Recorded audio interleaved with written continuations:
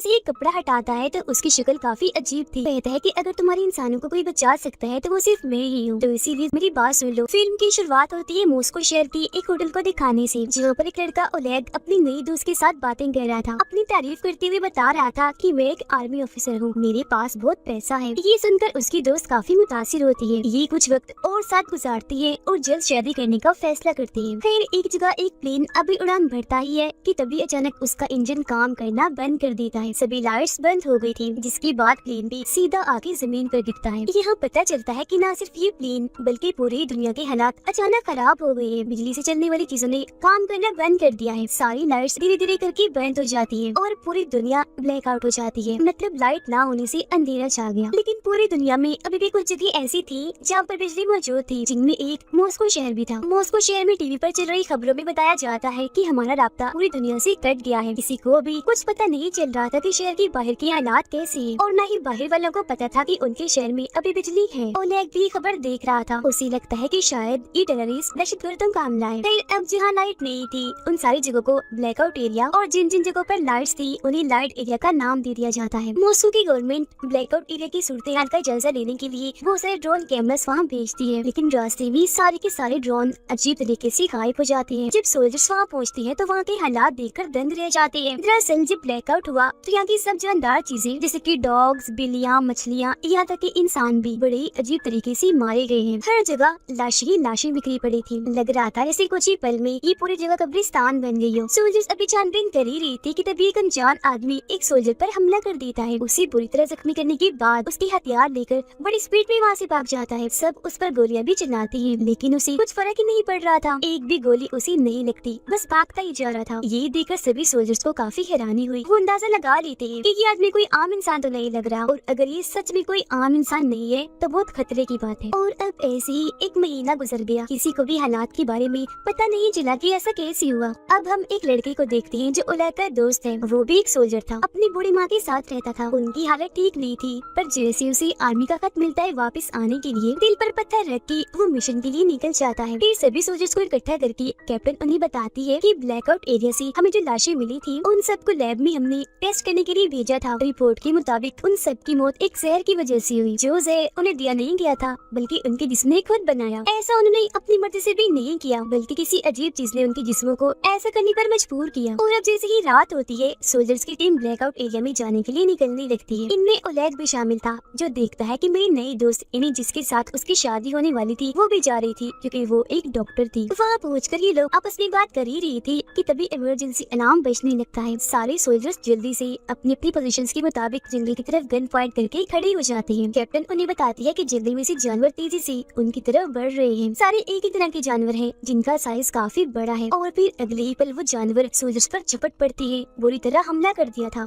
Soldiers भी अपने बचाव में अंधाधुंध गोलियां चलाने लगते हैं। अगली सुबह बहुत बुरे हालात दिखाए जाते हैं, क्योंकि बहुत सारे सोल्जर्स मारे गए थे। वो लोग देखते हैं कि हमला करने वाले जानवर जंगली भालू थे, पर उन लोगों को ये समझ नहीं आ रही थी कि भालुओं ने झुंड बनाकर हमला क्यों किया, क्योंकि वो कभी भी ऐसे नहीं करते। ओलेग भी हमले में जख्मी हो गया था। उसकी दोस्त क्योंकि डॉक्टर थी उसका इलाज कर रही होती है। अब शहर के एक हॉस्पिटल में एक लड़का दाखिल था। वो बेड पर लेटा था। उसकी तबीयत अचानक खराब होने लगी। दरअसल जब से ब्लैकआउट हुआ उसके साथ तभी से अजीबोगरीब हो रहा था। उसे बहुत सी अनजान लोगों की आवाजें सुनाई देती थी। एक आदमी जिसके बाल नहीं थे हमेशा उसे तंग किया करता था। असल में ब्लैकआउट के होते ही इस लड़की के पास सुपर पावर्स आ गई थी। उसके पास अलग ही तरह की ताकतें थी। उसकी आंखें जैसे ही खुलती है अपने सामने वो एक लड़के को पाता है। लड़का उसे बता रहा था कि मैं तुम्हारा दोस्त हूँ, जरूरी जानकारी तुम्हें देने आया हूँ। दरअसल ये जो हालात पूरी दुनिया में हुए हैं वो अजीब तरह की लहरों के हमले की वजह से हुए हैं। ये 3 तरह की लहरें हैं। पहली लहर में सभी बिजली से चलने वाली चीजें खराब हुई, दूसरी लहर में सभी जानदार चीजों का खात्मा हुआ, और तीसरी लहर से तो सबसे ज्यादा तबाही होगी, क्योंकि इसमें ये खतरनाक लहरें यहाँ के लोगों को पपेट कर पुतलियां बनाकर इस्तेमाल करेगी, अपने कंट्रोल में करके अपने लोगों पर हमला करवाएगी। जिसका मतलब था कि ब्लैकआउट एरिया में अभी भी लोग जिंदा बचे थे। अब उस बीमार लड़के को उसकी कुछ समझ नहीं आई, उल्टा वो घबरा गया था। गार्ड को आवाज लगाता है ताकि वो इस लड़के को यहाँ से बाहर निकाले, लेकिन जब गार्ड अंदर आती है तो उन्हें वहाँ कोई भी दिखाई नहीं देता, क्योंकि वो तो अपने दिमाग में ही उससे बात कर रहा था। जिस्मानी तौर पर वो कमरे में मौजूद था ही नहीं।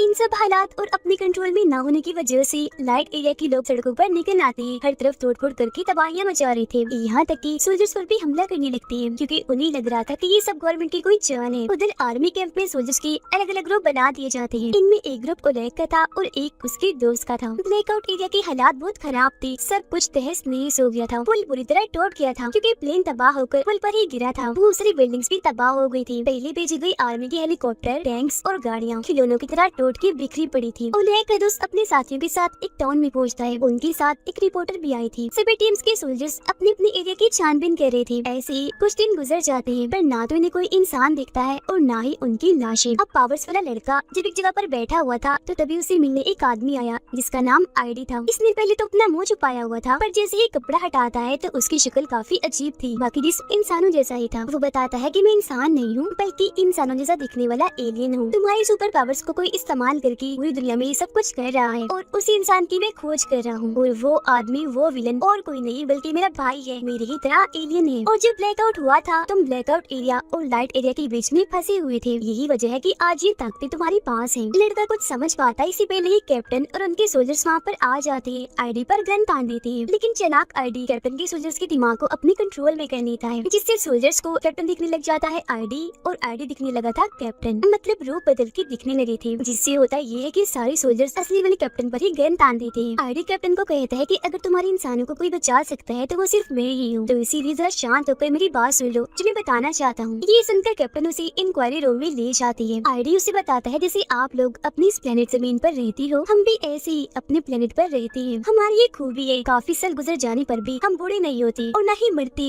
जब तक कि कोई हमें मार ना दे। जल्दी हमारे प्लेनेट का सूरज तबाह होने वाला है, इसीलिए अब हमें एक नए प्लेनेट की तलाश है। और क्योंकि तुम्हारे प्लेनेट को चुना गया इसीलिए मुझे और मेरे भाई को यहाँ भेजा गया ताकि हमारे बाकी लोगों को यहाँ लाने के लिए हम जमीन को अच्छे से तैयार कर दें। सबसे बड़ी बात, जमीन पर सभी पुरानी चीजें जैसे कि पिरामिड जैसी चीजें 2 लाख साल पहले हम एलियंस ने ही बनाई थी। और हाँ, मैं अच्छा हूँ, मेरा भाई बुरा है, वो आप सबको खत्म करना चाहता है लेकिन मैं नहीं चाहता कि वो ऐसा करे, मैं उसे रोकना चाहता हूँ। अगले 48 घंटों में हमारी काफी बड़ी स्पेसशिप जमीन पर आने वाली है और उससे पहले मेरा भाई ब्लैकआउट एरिया के इंसानों को पपेट यानी कठपुतली के तौर पर इस्तेमाल करेगा तुम्हें लोगों का खात्मा करने के लिए। यानी उस लड़के ने तीसरी लहर की जो बात बताई थी वो सच थी और वो लहर आईडी का भाई ही बना रहा था। कैप्टन उसकी सारी बातें सुन तो लेती है पर उसे यकीन नहीं होता। दूसरी तरफ और लहर के दोस्त की टीम को अपने एरिया में एक जख्मी बच्चा दिखता है जो बहुत ही अजीब बर्ताव कर रहा था, गुस्से वाला। ये लोग उसकी मदद करते हैं, सवाल जवाब करने लगते हैं जानकारी देने के लिए। लेकिन तभी बच्चा एक सोल्जर की गर्दन में चाकू घुसाकर बहुत बुरी तरह उसे मार डालता है और हद से ज्यादा गुस्से में आकर कंट्रोल से बाहर हो गया था, जो देखकर ना चाहते हुए भी और लड़के दोस्त को बच्चे को गोली से मारकर उड़ाना ही पड़ता है। ये देखकर रिपोर्टर काफी घबरा गई। अब जैसे ही रात होती है, ब्लैकआउट एरिया की वो सारे पपेट जो आईडी के भाई की इशारों पर नाच रही थी सोल्जर्स की सभी टीम्स पर हमला कर देती है। सोल्जर्स भी अपने बचाव में उन पर अंधाधुंध गोलियां चलाते हैं। पपेट्स की तरफ से भी लगातार हमला हो रहा था तो दोनों साइड से एक काफी बड़ी जंग छिड़ जाती है और लड़के दोस्त के बहुत सारे लोग मारे गए थे। मदद के लिए वो आर्मी कैंप की तरफ गन चलाता है। उसके अलावा सोल्जर्स के 2 और ग्रुप ने फ्लेयर गन चलाई, जो देखकर आर्मी कैंप वाले बेचारे परेशान हो जाते हैं कि अब हम किसकी मदद को जाएं। इस सारी सूरत हाल के बारे में जैसे कैप्टन को बताया जाता है उसे यकीन हो जाता है कि आईडी सच बोल रहा है क्योंकि उसकी बातें सच साबित हो रही थी। कैप्टन के पास और कोई रास्ता नहीं था तो आईडी की मदद लेने के लिए वो राजी हो जाती है। आईडी कैप्टन को कहता है कि मेरे भाई को ढूंढने के लिए हमें पावर्स वाले लड़के की जरूरत पड़ेगी। मेरे भाई को मारते ही मैं सभी इंसानों के पपेट को कंट्रोल करके रोक दूंगा। फिर कैप्टन आईडी को लेकर आर्मी बेस पर पहुंचती है। उधर अचानक से ओलैक के दोस्त की टीम पर बड़ा हमला हुआ जिसमें एक एक करके सारे सोल्जर्स मारे जाते हैं। सिर्फ 2 ही लोग बचते हैं, ओलैक का दोस्त और रिपोर्टर। पपेट की तादाद काफी ज्यादा थी इसीलिए वो बाकियों के पास जाने की कोशिश करते हैं ताकि साथ मिलकर उनका सामना कर सके। आईडी पावर्स वाले लड़के को ध्यान लगाने का कहता है, मतलब ख्याल देखने में उसकी मदद कर रहा था ताकि लड़का ये देख सके कि आईडी का भाई कहाँ है। कुछ देर की मेहनत के बाद उसकी लोकेशन पता चली जाती है जो एक काफी बड़ी बिल्डिंग की छत थी और वहीं से वो सारे पपेट्स को कंट्रोल करके सब करवा रहा था।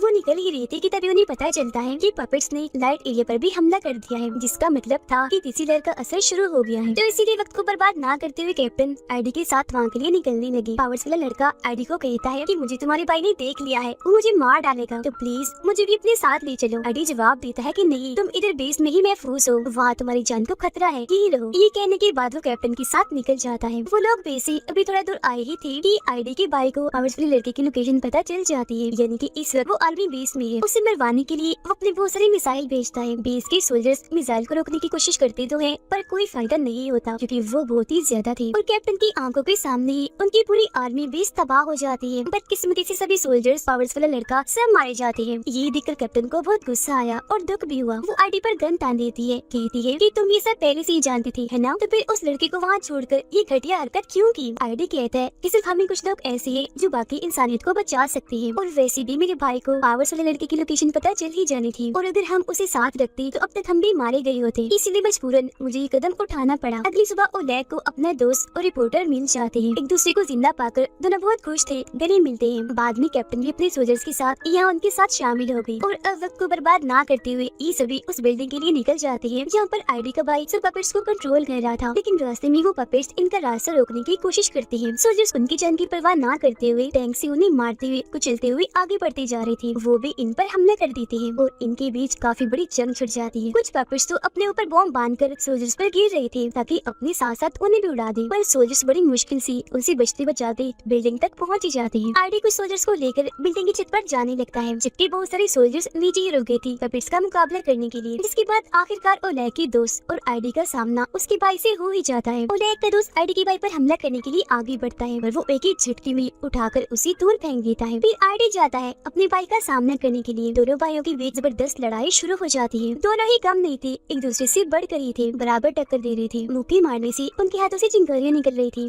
दोनों ही बहुत ताकतवर हैं। नीचे ओलेग और बाकी सोल्जर्स को पपेट को रोकने में काफी मुश्किल हो रही थी, क्योंकि उनकी तादाद करोड़ों में थी। वो खत्म हो ही नहीं रही थी। पपेट्स इतने चालाक थे कि तेल से भरी हुई ट्रक को लेकर उन पर हमला कर देती है, जिससे काफी बड़ा धमाका हो जाता है। कुछ को छोड़कर अब सारे ये सोल्जर्स मारे जाते हैं। मुश्किल से ये बस 5 ही बचे थे और अब इनको ही पपेट्स का सामना करना था। ओलेग और बाकी सोल्जर्स भी बिल्डिंग के ऊपर जाने लगते हैं। पपेट्स भी अपने लीडर यानी आईडी के भाई का साथ देने के लिए तेजी से उस बिल्डिंग की तरफ आ रहे थे। पपेट्स यहाँ आते उससे पहले ही आईडी जोर से अपने भाई को मुक्का मारता है। आईडी अपने भाई के सीने से उसका दिल ही निकाल लेता है, जो जाहिर है एलियन होने की वजह से डिवाइस की तरह का था। फिर वो दिल में एक बॉम्ब लगा देता है। जैसे उसका दिल तबाह होता है, उसके भाई की भी मौत हो जाती है। अपने भाई को मारने के बाद आईडी को सभी पपेट्स का कंट्रोल मिल गया था। एक ही झटके में वो उन सबको मार गिराता है। अब वो सारे लोग जो जिंदा बचे थे इस जंग में जीत तो गए थे, पर उन्हें कोई खुशी नहीं थी, क्योंकि वो जंग ही ऐसी थी जो जिंदा बची थी, जबकि करोड़ों की तादाद में बेगुनाह लोग सड़कों पर मरे पड़े थे। कीड़े मकोड़ों की तरह पूरी दुनिया का दिल हिला देने वाला सीन था। आईडी इन सबको बताता है कि इंसानों में प्यार और रहम नहीं है। तुम बहुत ही खुद गर्ज हो, सिर्फ अपने बारे में ही सोचते हो। यही वजह है कि मेरा भाई तुम सबको मारना चाहता था ताकि एलियंस यहाँ सुकून से रह सके, लेकिन मेरा मकसद कुछ और ही था। और अब यहाँ वो सबसे बड़ा राज खोलता है कि मैं इंसानों की मदद इसलिए करना चाहता था ताकि इंसान मुझे अपना मसीहा समझ ले, यहाँ तक कि अपना गॉड ही समझने लगे। तब लड़का गुस्से में आईडी से कहता है कि तुम सब कुछ पहले से ही जानती थी, तो फिर ब्लैकआउट होने से क्यों नहीं रोका। आईडी जवाब देता है कि अगर मैं वो रोक देता तो किसी के भी दिल में मौत का डर ना होता, मेरी बात का कोई भी यकीन ना करता, और वैसे भी तुम लोग काफी हो आबादी बढ़ाने के लिए, जिन सबका मसीहा गॉड मैं हूँ। अगर बाकी लोग मर भी गए तो मुझे परवाह नहीं, जिसका मतलब था कि ये भी अच्छा नहीं है। शुरू से अब तक ये बस अपना ही फायदा देखता आ रहा है। ये सुनकर सब लोगों को बहुत गुस्सा आने लगा। ओलेग की दोस्त उस पर गन ही तान देती है। तब ओलेग का दूसरे दोस्त उसे ये कहते हुए मना कर देता है कि गन नीचे करो, इसके जैसे लाखों आ रहे हैं, इसे मारोगी तो उन बाकियों को कैसे रोकोगी, इसका जिंदा रहना बहुत जरूरी है। वो बात कर ही थी कि तभी लड़का चाकू से आईडी पर हमला कर देता है, लेकिन आईडी को ये बात पता चल गई थी। उसने लड़के के दिमाग को कंट्रोल नहीं किया, जिससे उसने आईडी की बजाय कैप्टन को चाकू मार दिया और इस तरह से वो भी मारी गई, क्योंकि यहाँ भी उसने अपना रूप बदलने वाला जादू किया था। ओलेग को काफी गुस्सा आ गया। वो आईडी को मारने के लिए जैसे ही आगे बढ़ता है, उसका दोस्त ऐसा करने से मना कर देता है। दोनों की बहस हो गई, जो बढ़ती बढ़ती लड़ाई तक चली जाती है। ओलेग का दोस्त उसे मार ही देता कि रिपोर्टर गन लेकर ओलेग के दोस्त पर चिल्लाकर उसे जख्मी कर देती है। अब ओलेग का दिमाग खराब करने के लिए आईडी उसके डर के कई रूपों में बढ़ जाता है, पर लड़का जानता था कि आईडी का असली रूप कौन सा है। उसकी असली रूप को लेकर वो बिल्डिंग से कूद जाता है और इस तरह से उसके साथ साथ आईडी की भी मौत हो जाती है। और अब ये 4 लोग ही जिंदा बचे थे जो आने वाले एलियंस का मुकाबला करेंगे। कुछ ही देर में एलियन की स्पेसशिप यहाँ आ जाती है, जो बहुत ही बड़ी थी। शिप का दरवाजा खुलता है, पर अंदर से कोई नहीं आता, तो अब ये लोग ही अंदर चले जाते हैं। अंदर जाने पर इन एलियंस की लाखों चेम्बर्स दिखते हैं, जिनमें सभी एलियंस सो रहे थे। और तभी अचानक सभी चेम्बर्स में लाइट जलने लगी और अजीब तरह का लिक्विड हिलने लगता है, जिससे एलियंस